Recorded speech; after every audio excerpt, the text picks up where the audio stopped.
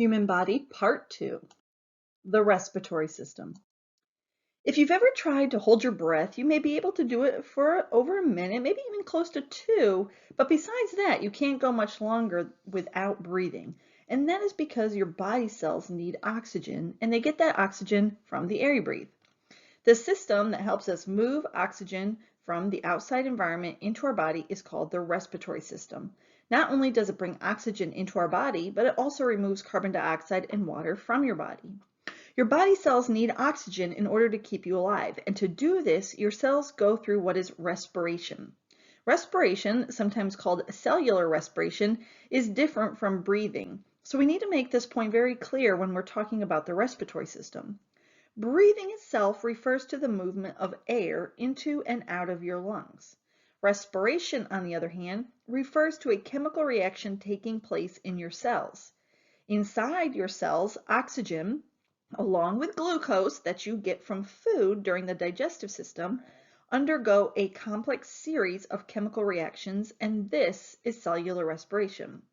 As a result of respiration, your cells now can release the energy that fuels growth and other cell processes.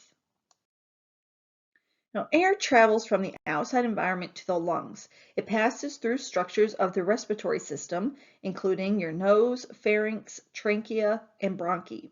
It takes air only a few seconds to complete the route from your nose down to your lungs. When air enters through your nose, it moves into your nasal cavities, and inside your nasal cavities is mucus. Mucus not only helps the nose from drying out, but it also moistens the air going into your lungs, and it helps trap particles such as bacteria and dust. Now, you know some bacteria particles get in there because they can sometimes irritate the lining of your nose and throat, and it causes you to sneeze. This is your body's way of getting those particles out of your nose and back into the air.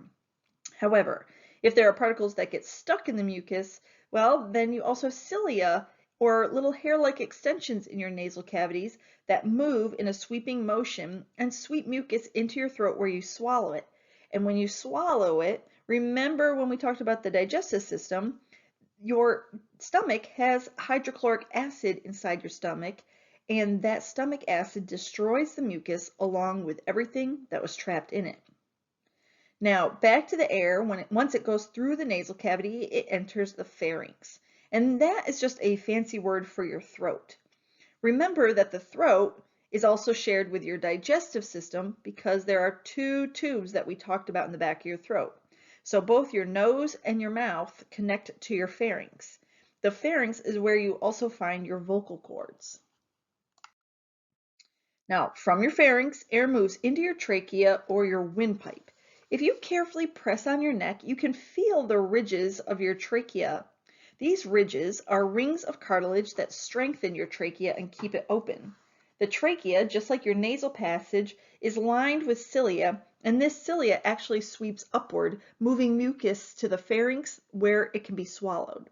If particles irritate the lining of the trachea, well, then you cough, which is another response that your body does when it wants to get something out of your body. Now, sometimes food enters the trachea when it's not supposed to and can cause you to choke. And this is again when you say, it went down the wrong tube. Fortunately, we can generally cough up the food and it rarely blocks the trachea and prevents us from getting air into our lungs. But what really helps prevent this is a little small flap of tissue that folds over the trachea when you are swallowing food, and this is called the epiglottis. And then this way, food and liquid cannot enter your windpipe. Now, air moves from the trachea to the bronchi, and these are passages that direct air into your lungs. Your lungs, of course, are your main organs of the respiratory system, and inside the lungs, each bronchi divide into smaller and smaller tubes that kind of look like branches of a tree. At the end of the smallest, tiniest tubes are like little tiny branches that have little structures on them, and the structures look like a little bunch of grapes, and these little grape-like structures are called alveoli. These little tiny sacs of lung tissue are very important because they are specialized for the movement of gases between air and blood, and this is where blood picks up the oxygen to take it to the rest of your body. All right, let's take a break here and show what you know.